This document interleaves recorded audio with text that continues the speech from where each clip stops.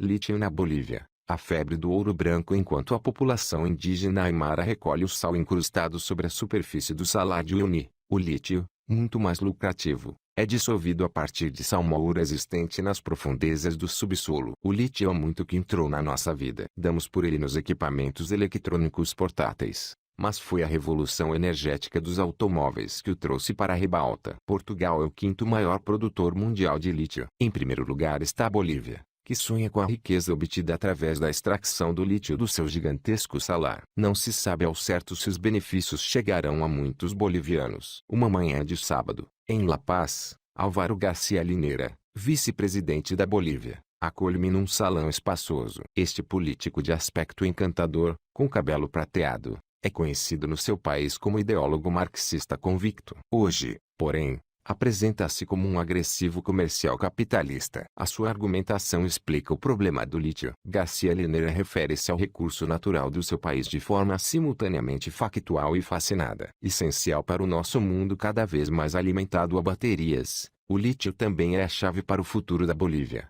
garante o vice-presidente. Dentro de escassos 4 anos, segundo a sua previsão, será o motor da nossa economia. Todos os bolivianos beneficiarão do lítio que irá retirá-los da pobreza, garantir a sua estabilidade na classe média e garantir-lhes formação nos domínios científicos e tecnológicos para que possam fazer parte da inteligência da economia global.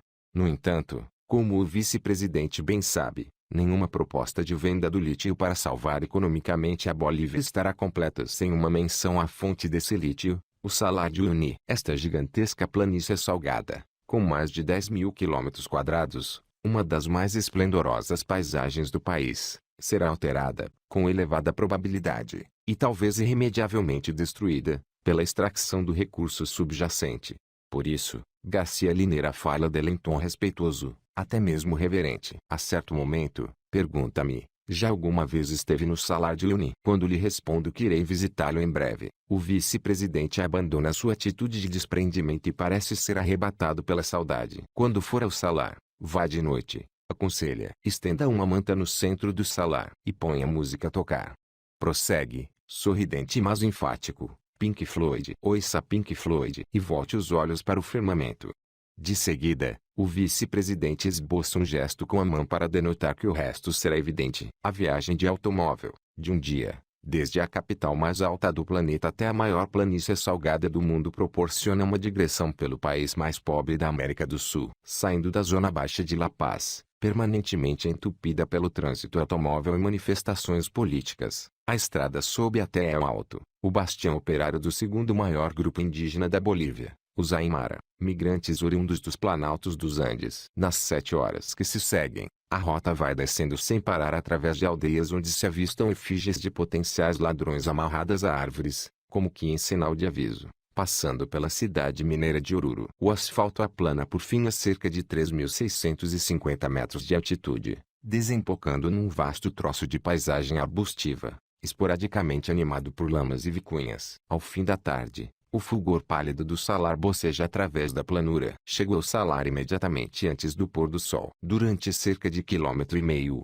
conduzo o automóvel sobre esta superfície suave e firme até se tornar evidente que estou no meio do nada. Ao sair do veículo e mergulhar no frio de ranger os dentes, concluo com pena que não haverá mantas estendidas sob as estrelas, nem banda sonora de Pink Floyd. Mesmo assim, o espetáculo é alucinante. Quilômetros de terreno branqueado, inexoravelmente plano e dividido em vagas formas trapezoidais, como o tabuleiro de xadrez de um gigante louco, cuja austeridade é aperfeiçoada pelo céu azul imaculado e pelos picos cor de mogno dos Andes, visíveis à distância. Veículos de tração às 4 rodas cruzam a superfície sem estradas, com destinos desconhecidos. Aqui além, seres solitários deambulam como que num torpor pós-apocalíptico, de olhos vidrados naquilo a que o vice-presidente boliviano chamou a mesa infinita branca como a neve.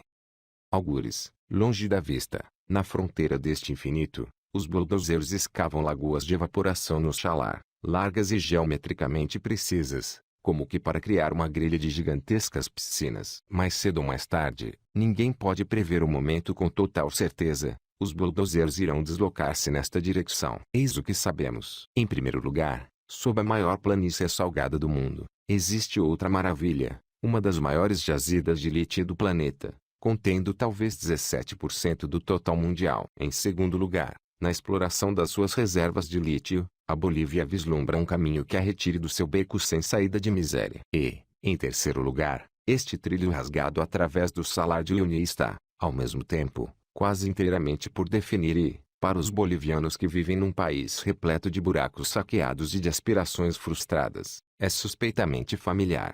A Bolívia ainda hoje se encontra algemada ao passado. O primeiro presidente do país pertencente à etnia aimara, Evo Morales, ascendeu ao poder em 2006. No seu mais recente discurso de tomada de posse, mencionou os 500 anos que sofremos devido ao colonialismo espanhol, um reinado brutal de escravidão e repressão cultural que, no entanto, terminou há quase 2 séculos. A localização geográfica e a governação deficiente registradas desde então conspiraram contra a reinvenção do país. As perspectivas econômicas da Bolívia pioraram em 1905, quando o país teve de ceder a sua zona costeira no Oceano Pacífico após perder um conflito militar com o Chile. Enquanto os vizinhos do Brasil e da Argentina se tornavam lentamente mais prósperos, a Bolívia suportou décadas de golpes de Estado militares e de corrupção. Os dois maiores grupos indígenas, os Quechua e os Aimara, ainda hoje são relegados para um estatuto de casta baixa pela elite governante descendente de europeus.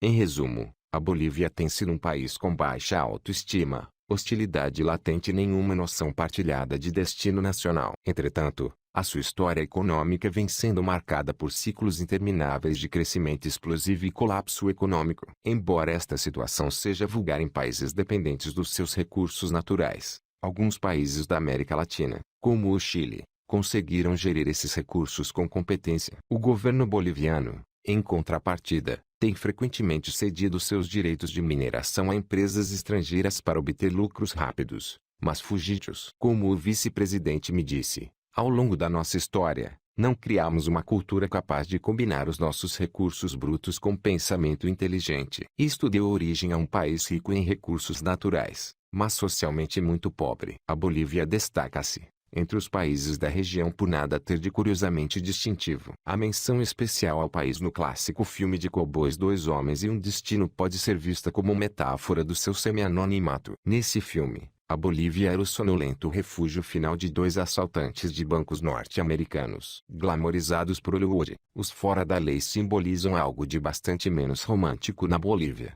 nomeadamente, a apropriação insensível dos recursos por gringos provenientes de países muito mais ricos.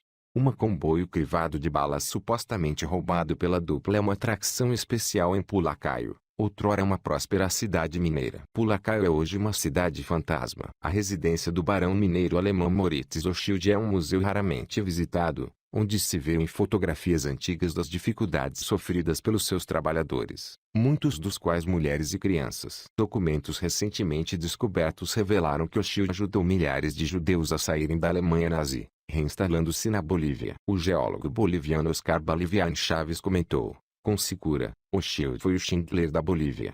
Excepto para os bolivianos. As minas de Pulacayo foram encerradas pelo governo em 1959, privando os mineiros do seu trabalho. Previa-se que a queda da cidade arrastasse consigo o destino de Uyuni, um centro de distribuição mineiro a 20 quilômetros de distância. Um dia, porém, na década de 1980, enquanto procurava um destino turístico capaz de rivalizar com o Lago Titicaca, um operador turístico de La Paz, chamado João Quezada Valda, encontrou um salar. Até então, a planície salgada fora considerada pelos bolivianos como pouco mais do que uma anomalia geográfica. Segundo uma lenda local, o salar formou-se a partir do leite materno e das lágrimas salgadas que fluíam de Tunupa, um vulcão das imediações, ao chorar quando as suas 2 filhas foram raptadas. No entanto, ao passo que Tunupa e as outras montanhas vizinhas são veneradas no folclore indígena, o salar nunca teve importância cultural, comentou o presidente do município de Uyuni, Patrício Mendoza. As pessoas temiam que, ao caminharem sobre a salina, pudessem perder-se e morrer de sede ou que os seus lamas lesionassem os cascos no sal. Quando contemplou o salar, Quezada teve uma revelação, afirmou a sua filha Lúcia. Podemos encontrar lagos em todo lado, mas não conseguimos encontrar uma planície salgada como esta em nenhum outro local do mundo. Ele percebeu que seria capaz de vender este lugar. Arquiteto de formação, iniciou a construção do primeiro de vários hotéis erguidos quase exclusivamente com blocos de sal em Colchani, uma aldeia no limite oriental do Salar. Estrangeiros movidos pela aventura começaram a aparecer para apanharem sol no grande deserto pálido. Casamentos, cursos de yoga e corridas de automóveis acabariam por ser organizadas no Salar. Os hotéis de sal encontram-se agora esgotados. O Uyuni, por sua vez, transformou-se numa espécie de destino de férias de segunda classe, repleto de pizzarias e universitários de mochila às costas.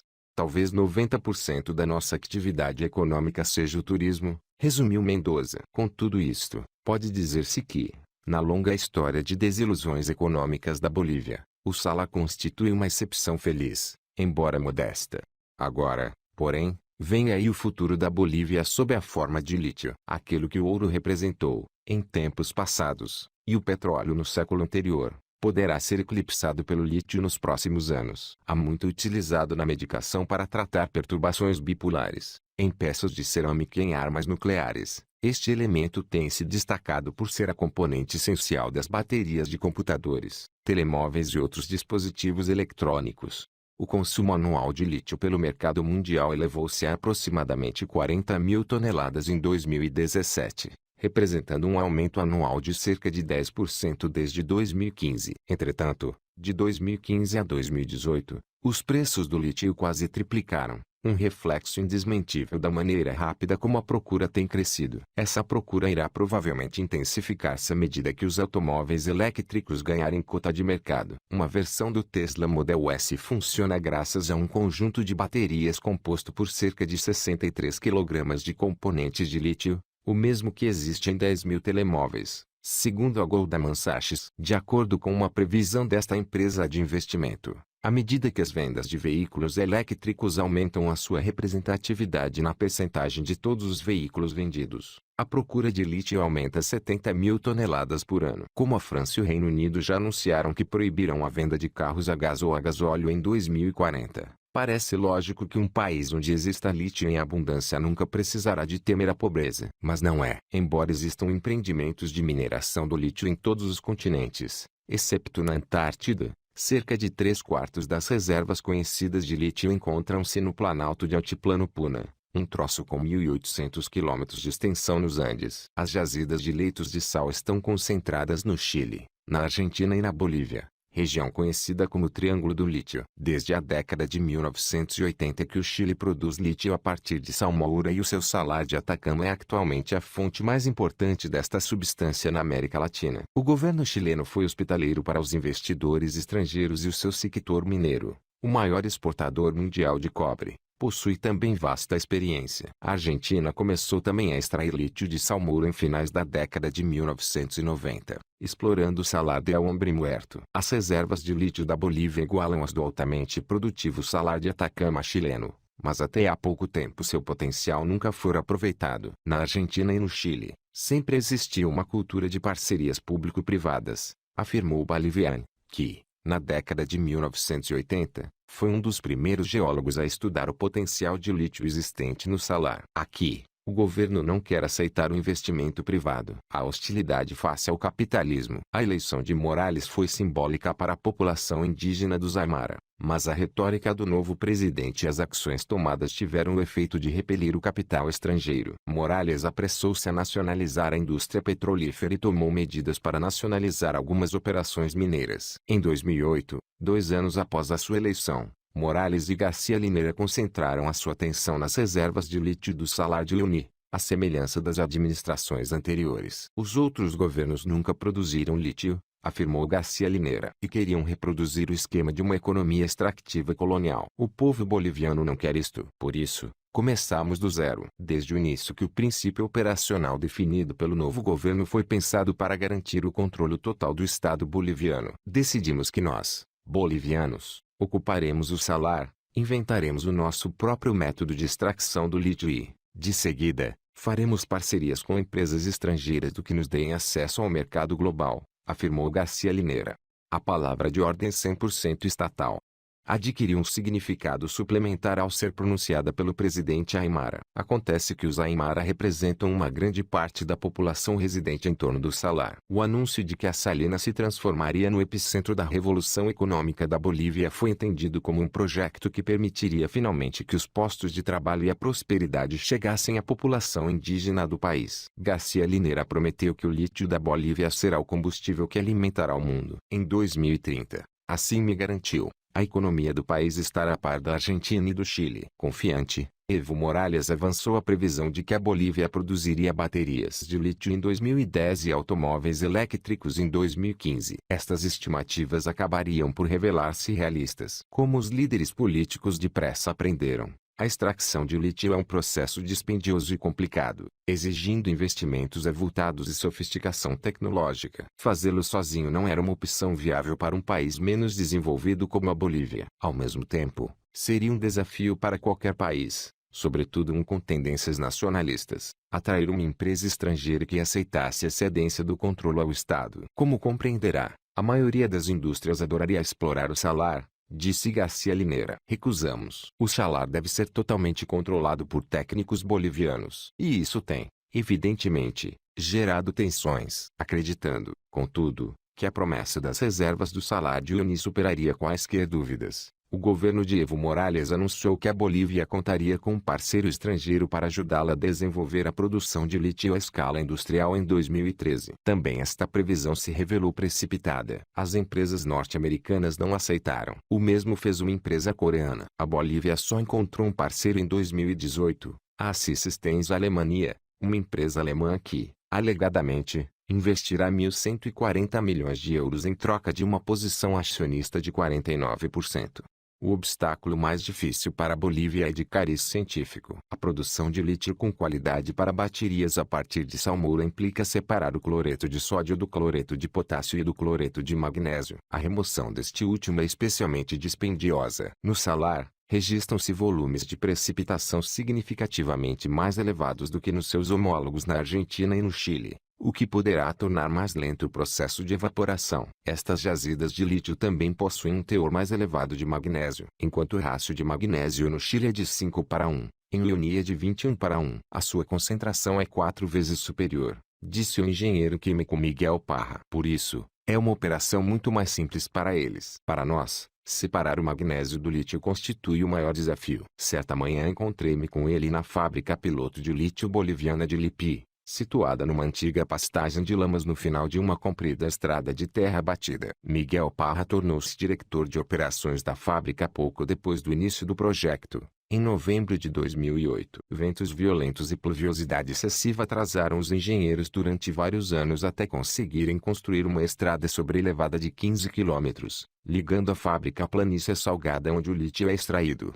Além de uma minúscula fábrica piloto que produz baterias na cidade mineira de Potosí, o investimento multimilionário da fábrica de Lipi, que começou a produzir lítio em janeiro de 2013, é o único resultado que o governo de Morales tem para justificar os esforços de uma década na sua demanda da prosperidade alimentada a lítio. Neste complexo relativamente pequeno, trabalham cerca de 250 colaboradores bolivianos, a maior parte dos quais não são originários das aldeias aimara vizinhas, mas de La Paz ou de Potosí. Andam vestidos com fatos macaco vermelhos e vivem junto da fábrica, em casas pré-fabricadas. Victor Ugarte, o diretor do controle de qualidade, acompanhou-me numa visita guiada a pé pela fábrica. A visita durou poucos minutos. O processo começa com os trabalhadores a perfurarem a superfície rija até alcançarem a salmoura. De seguida, a salmoura é canalizada para lagoas onde é concentrada por evaporação, sendo-lhe acrescentadas as substâncias químicas necessárias para levar o sulfato de lítio a cristalizar. Tanques carregados com sulfato de lítio dissolvido são então transportados ao longo da estrada até o piso superior da fábrica de 3 andares. O líquido é misturado com calcário trazido de Potosí durante 1 hora. Ugarte explicou que esta é a parte mais difícil. É assim que extraímos o magnésio para alcançar o nível de pureza de que precisamos. Depois de os compostos de magnésio serem removidos,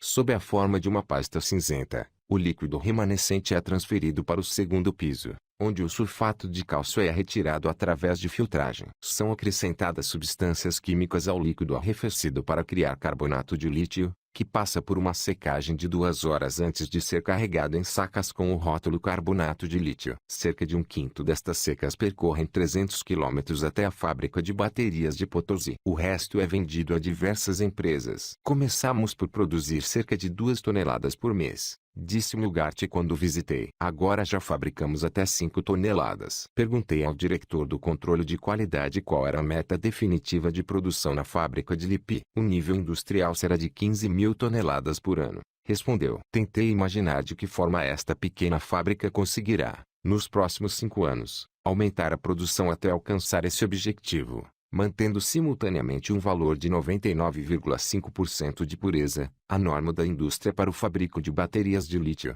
Olhando em redor, ocorrem-me outras perguntas. O que tenciona a Bolívia fazer com estas enormes pilhas cinzentas de resíduos de magnésio? O governo responde que o cloreto de magnésio poderá servir para descongelar estradas, mas imaginar que tanta quantidade possa ser consumida numa utilização dessa natureza é um desafio à credibilidade. Na verdade, a cal é o meio mais econômico para separar o magnésio do lítio. O governo boliviano afirma possuir um método de tratamento que, de algum modo, reduzirá o efluente de cal residual. De acordo com o geólogo boliviano João Benavides, o impacto ambiental no Chile e na Argentina é baixo. Mas não somos capazes de extrapolar, em rigor, porque o teor de magnésio no lítio boliviano é muito elevado. Tudo o que sabemos é que a cal será utilizada em maiores quantidades e que a legislação reguladora do lítio na Argentina e no Chile é mais restritiva do que na Bolívia. Estamos muito orgulhosos com as medidas preventivas que tomamos para reduzir possíveis impactos, disse-me Garcia Lineira. Custaram-nos uma fortuna, de facto. No entanto, é quase impossível avaliar a maneira como uma versão industrializada da fábrica de lítio modificará o salar de Uyuni. Uma das maiores preocupações é a quantidade de água necessária para extrair o lítio. 2 rios, o Colorado e o Grande de Lipes, desaguam na planície de Sal. O primeiro é tão estreito que mais parece um ribeiro e o segundo é tão pouco profundo que podemos atravessá-lo a pé. Ambos têm importância decisiva para os agricultores que cultivam quinoa. A Bolívia é o segundo maior produtor mundial deste cereal, a seguir ao Peru. Embora o governo boliviano insista que 90% da água a utilizar provirá de água salgada e não dos aquíferos subterrâneos, alguns peritos mostram-se cépticos quanto à promessa de que as águas subterrâneas não serão afetadas. Ano após ano, a água vai tornar-se o principal recurso de que precisamos, afirmou Boliviain. Eles vão necessitar de enormes quantidades, mais do que qualquer outra mina da Bolívia. Por fim, falta referir a própria superfície do salar, ainda incólume na sua maior parte. Embora venerada pelos visitantes humanos devido à sua austeridade aparentemente limitada, também serve de local de nidificação para flamingos. A nossa fábrica fica longe destes santuários, disse Garcia Lineira, acrescentando, isto demonstra o nosso compromisso em relação ao ambiente. Várias dezenas de lagoas de evaporação perfuram a superfície salgada, muito longe do local onde um visitante poderia acampar, numa noite estrelada, com uma manta e um telemóvel a tocar Pink Floyd. Mas estas marcas obscuras destinam-se à instalação do que é uma pequena fração de exploração anual prevista para o salar pela Bolívia. Além disso, como o vice-ministro da Energia, Luiz Alberto Echazu Alvarado, me explicou, a nossa visão é um projeto de longo prazo. Por isso, para explorar a totalidade do salar vai ser preciso misturar salmoura rica com salmoura pobre. Então o governo perfurará sempre em outros sítios? Perguntei. Exato, respondeu Echazu, num assentimento vigoroso com a cabeça. Sempre. Enquanto viajava pelas aldeias em redor do salar de Uyuni, vi inscrições esporádicas de apoio a Morales nas paredes. Já quando interrogados sobre o lítio, a grande aposta do presidente Morales, os moradores respondiam com um cepticismo desgastado, por vezes matizado de preocupação. Muitos aimara da região trabalham como saleiros, recolhendo sal e vendendo a unidades transformadoras. Um recolector de sal, chamado Hugo Flores, sentado ao lado da sua carrinha de caixa aberta enferrujada, disse, não recebemos informação do governo. Nem sequer sabemos o que é o lítio, quais os benefícios que traz e quais os seus efeitos. De maneira mais acutilante, uma vereadora de Itaúa chamada Cipriana Calpa Dias, afirmou, ninguém deste município está a trabalhar no projeto do lítio. Pensamos que haveria trabalho para a nossa comunidade, com bons salários. É uma desilusão. Talvez a insatisfação mais veemente tenha sido expressa por Ricardo Aguirre Ticona, presidente da autarquia de Lica. O salar fica quase totalmente localizado nesta província. Sabemos que, uma vez a funcionar em pleno, a fábrica será um negócio milionário, disse-me certa tarde. Mas será que a comunidade irá beneficiar? Aqueles que deveriam beneficiar primeiro seriam os moradores do lugar onde a produção ocorre. E não estou a falar só de benefícios financeiros. Deveria ser criada aqui uma faculdade de ciência química, ou bolsas para os jovens poderem ter um futuro. Andamos a fazer perguntas sobre isto há 3 anos. Agora pedimos uma audiência ao presidente. Já não vem cá há muito tempo. Aguirre mediu cuidadosamente as palavras que disse a seguir. A população boliviana é paciente, afirmou. Mas, se for necessário, tomaremos medidas para sermos ouvidos. Na Bolívia, esta declaração não precisa de explicações. Em 1946, a população perdeu paciência com o presidente Gualberto Villarroel depois de este aplicar medidas repressivas contra os mineiros do país. Irados, os bolivianos invadiram o palácio de Villarroel e mataram-no. Penduraram o cadáver num candeeiro da Plaza Murilo, a praça adjacente ao palácio, onde me encontrei com o vice-presidente para discutir o mais recente plano de reforma da economia boliviana. Fui pensando neste terrível lembrete do passado ao sair de Lica e voltei a atravessar a paisagem de sonho descolorada do salar, uma ilusão de simplicidade que poderia durar para sempre, mas que, na verdade, não dura.